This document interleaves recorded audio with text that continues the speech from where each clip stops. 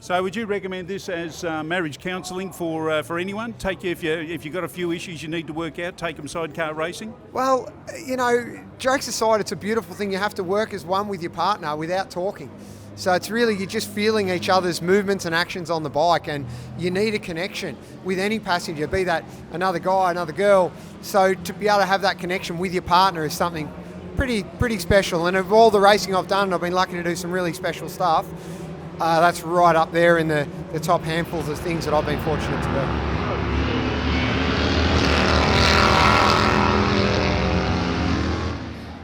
Welcome to Twist Group Tales, and have we got a tale for you? The ongoing story of Vincent, which started in 1924, and here in 2021, it continues. Cam Donald, welcome to Twist Group Tales.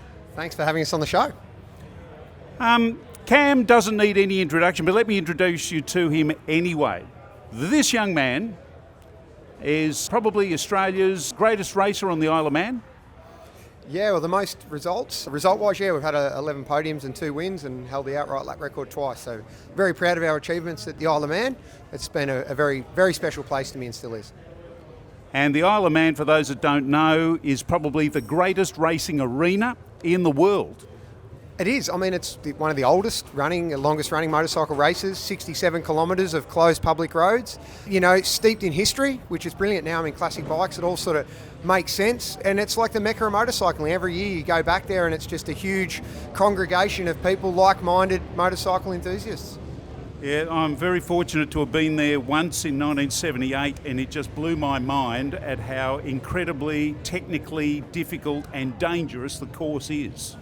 It is, and as a rider, that's what gets you back. It challenges you, Heading into turn 1 at Phillip Island, 5 wide off a mass start is rubbing elbows is very exhilarating, but heading off all on your own down Bray Hill, it's just you, the motorcycle, against that mountain course, and there's a beauty about that and an excitement about that I've found nowhere else. There we go. So that is fantastic. So thank you for being a great guy and a great competitor and an Aussie in doing all of that.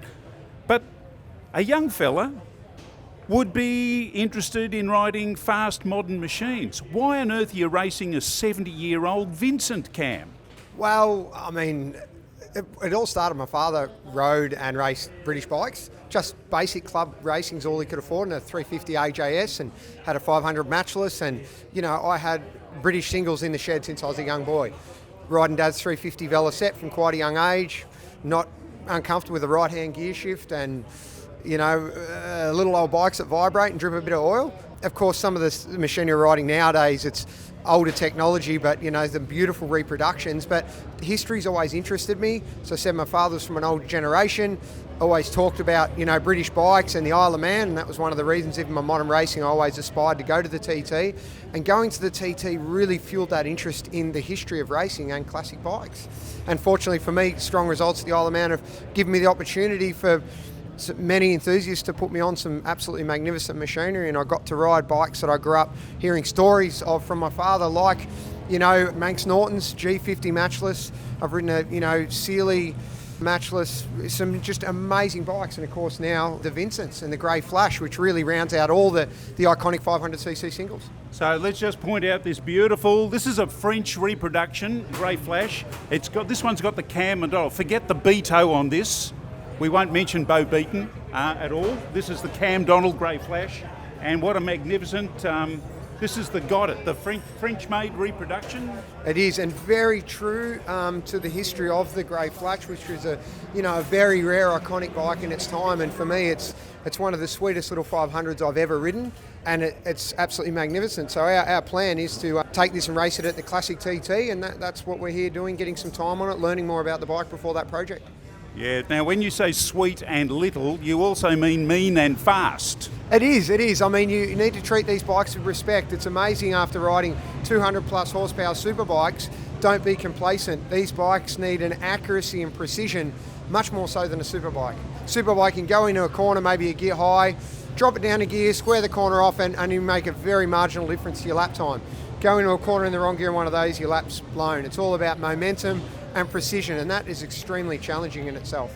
Yeah, so it's a real mind game, the mind between you and the mind of the machine and the track.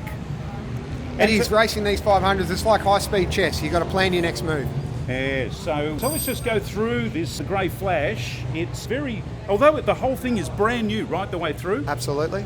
But it's got the girdrolic, Vincent patented girdrolic aluminium girder front fork, and a little bit of hydraulic damping in there. And it doesn't look like it'd work, but it's one of the sweetest front ends of any motorcycle I've ridden. It really is magnificent, and I must stress that these 500s that are built to an international 500 Period 3 classic racing, they're very strict with their logbook and their reproduction. So, there's some modern materials used, but it is quite true to what the original would have been in its design and specs. Yeah, so I think they use RR56 aluminium, high tensile aluminium girders in the front. Well, these are anti-dive front suspension, which is a very attractive feature on modern bikes that they do with hydraulic electronics and stuff like Exactly, yeah. Probably not unlike, Tully lever with BMW. They've gone down a different route with that, but the Vincent, this design for how old it is amazing how well it works. So a magic machine. So it's a 500cc single, and it's got a Del Auto carburetor in there. A massive carburetor, and I'm not even sure what brand.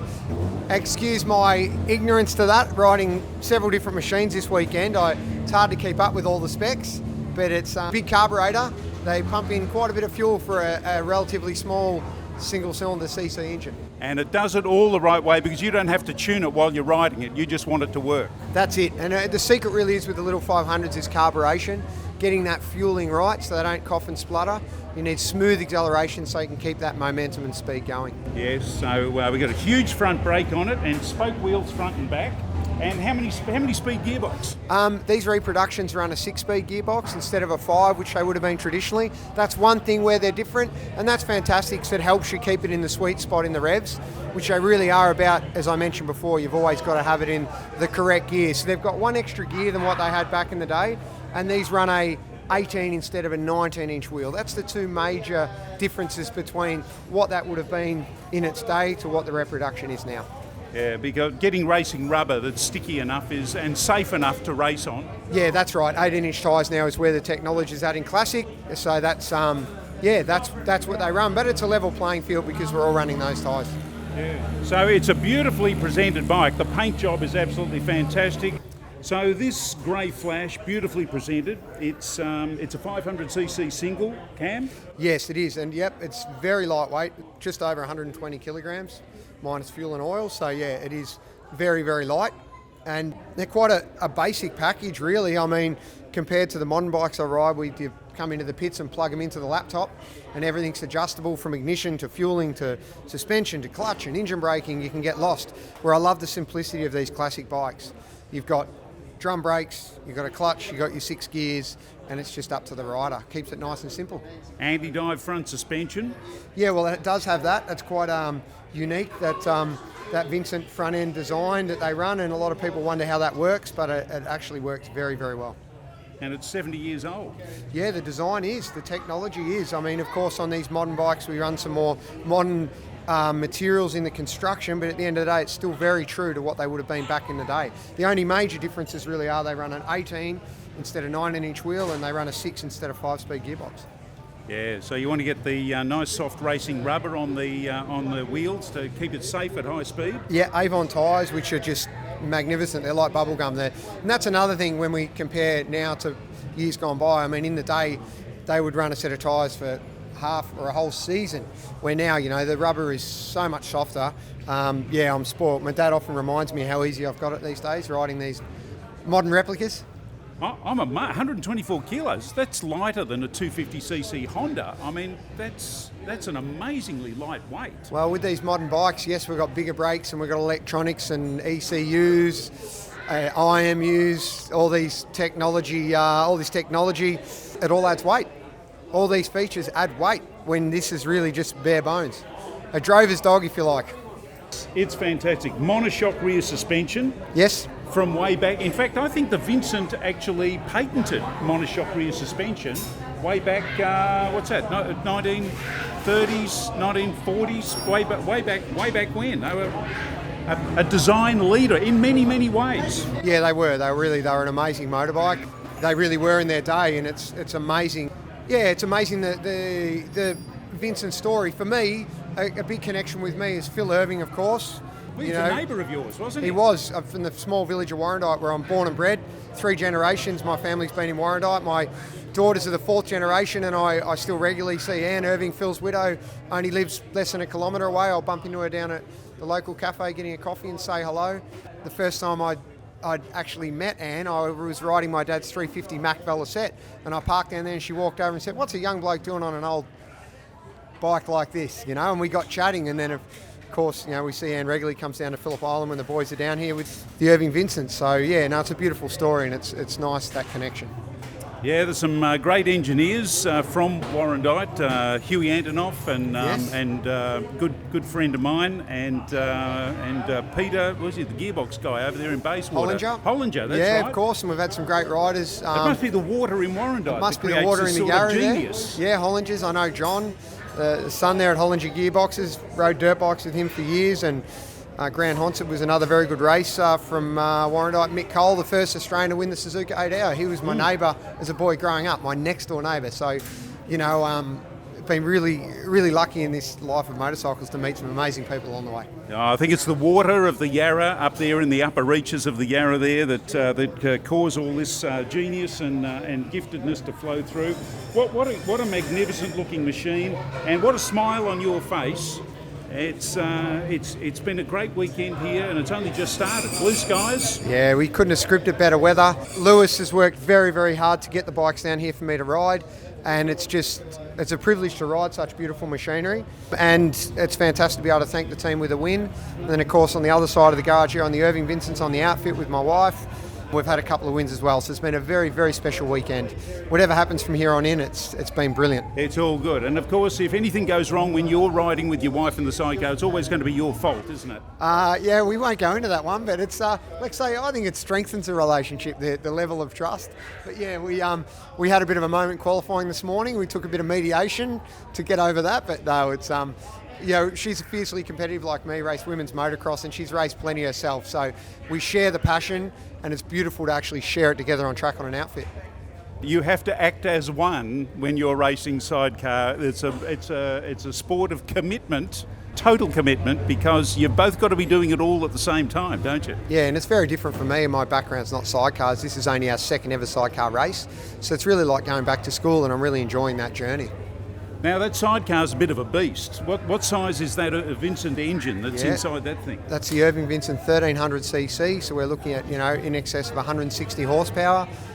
For a period 4 machine with treaded tyres, it's pretty spectacular to ride. There's lots of wheel spin. You know, there's not another bike in the field that would have as much power. We're very lucky there, but be careful what you wish for. Racing, you always want more and more power, and when you get it, you've got to control it. So that's an adventure in itself.